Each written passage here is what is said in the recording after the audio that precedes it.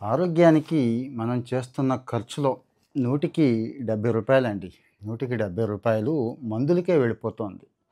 ఆ పరిస్థితి దేశవ్యాప్తంగా ఉంది. కాస్తో కూస్తో కలిగిన వాళ్ళంటే తట్టుకోగలరు గానీ, మిగిలిన వాళ్ళ పరిస్థితి ఏంటి? సో, మరి మనకేమో ఆరోగ్య బీమా పథకాలు ఉన్నాయి కానీ, ఈ మందుల విషయంలో చాలా ఇబ్బందుంది. ఇప్పటికీ పూర్తి కవరేజ్ లేకపోవడం ఇలాంటివి ఉన్నాయి కదా! ఈ సమస్యని ఎలా పరిష్కరించాలి అని ఆలోచించి 2008 ఆ టైంలోనే జన ఔషధి కేంద్రాలని అప్పట్లో స్టార్ట్ చేసింది గవర్నమెంట్. ఇప్పుడు దాన్ని మార్చారు. పేరు మార్చారు. ప్రధానమంత్రి జనౌషధి కేంద్రాల కింద పీఎంబీజేపీ అంటున్నారు.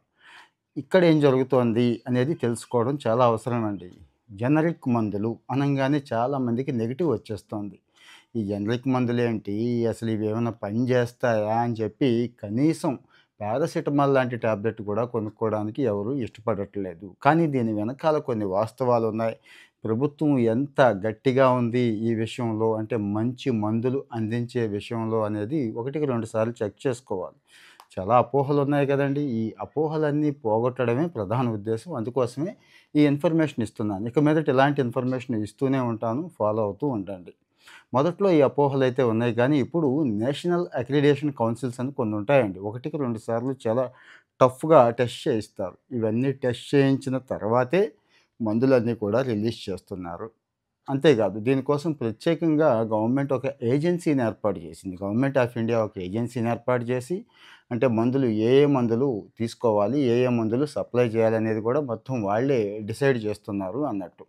పైపెచ్చు దీన్ని ప్రమోట్ చేయడం కోసం గవర్నమెంట్ ఆఫ్ ఇండియా పరిధిలో ఉన్నటువంటి హాస్పిటల్స్ అంటే ఎయిమ్స్ దగ్గర నుంచి ఇవన్నీ కూడా ఈ జనరిక్ మందులే రాయండి, పేదవాళ్ళ మీద భారం వేయొద్దు, రుద్దొద్దు అని చెప్పేస్తోంది. దీంతో పాటు government of India health schemes ఉంటాయి గదండీ! అక్కడ అంటే అమలవుతున్న అన్ని హెల్త్ స్కీమ్ రిలేటెడ్ కూడా జనరిక్ మందులే వాడమని, అలాగే ఇంకా రకరకాల గవర్నమెంట్ స్కీమ్స్ ఉన్నాయి గదండీ! ఆ స్కీమ్స్ రిలేటెడ్ అంటే హెల్త్ స్కీమ్ రిలేటెడ్ ఏవైనా రన్ అవుతున్నప్పుడు అక్కడ కూడా జనరిక్కే వాడండి అని చెప్పేసారండి. ఎందుకు అంటారా? చిన్న ఎగ్జాంపుల్ చెప్పుకుందాం.